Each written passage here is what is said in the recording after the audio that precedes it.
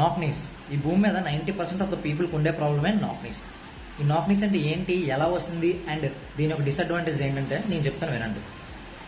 ఈ యొక్క డిసడ్వాంటేజ్ ఇవన్నీ చెప్పే ముందు ఒక మాట, మన బాడీ అనేది ఒక కైనెటిక్ చైన్లో పనిచేస్తుంది. అంటే యాంకిల్ టు నీ, need to hip, hip to spine.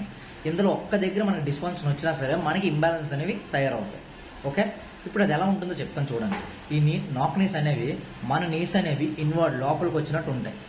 Second, ఇది ఎందుకు వస్తుందంటే మనం మన డైలీ లైఫ్లో మెయింటైన్ చేసే పోస్టర్ వల్ల. ఫస్ట్ థింగ్, ఫర్ ఎగ్జాంపుల్ ఎక్కువసేపు ఒకవైపే పడుకున్నా, కాలు మీద కాలు వేసుకొని కూర్చున్నా, ఆర్ ఒక కాలు మీద ఎక్కువసేపు నించున్నా సరే మనకి నాక్నెస్ వస్తుంది.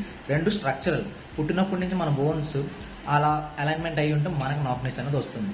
థర్డ్, మజిల్ ఇంబ్యాలెన్స్, ఒకవైపు ట్రైన్ చేసి ఇంకోవైపు ట్రైన్ చేయకపోతే. Fourth, week glutes, glutes week ఉన్నా సరే వస్తుంది. ఎందుకంటే ఆ నీ ఇన్వర్డ్ వెళ్ళేటప్పుడు గ్లూట్స్ ఓపెన్ అవుతాయి. ఆ ఓపెన్ అయ్యేటప్పుడు అది ప్రెజర్తో వెనక లాగకపోతే డెఫినెట్లీ మనకు నాక్నెస్ వస్తుంది. అండ్ మోర్ ఓవర్ దీని యొక్క డిసడ్వాంటేజ్ ఏంటంటే మనం ఏ ఎక్సర్సైజ్ చేసినా కరెక్ట్ ఫామ్ అనేది రాదు. ఫర్ ఎగ్జాంపుల్ స్క్వాట్ చేసినప్పుడు నీ ఇన్వర్స్ వచ్చింది అనుకోండి, మన ఫామ్ తప్పుతుంది, టెక్నిక్ పాడవుతుంది, సో ఇంజురీ అయ్యే ఛాన్సెస్ ఉంటాయి.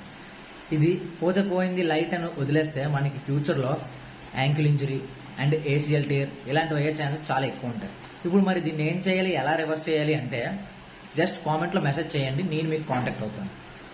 ఐ హోప్ ఈ వీడియో మీకు చాలా హెల్ప్ఫుల్ అయింది అనుకుంటున్నాను. Thank you.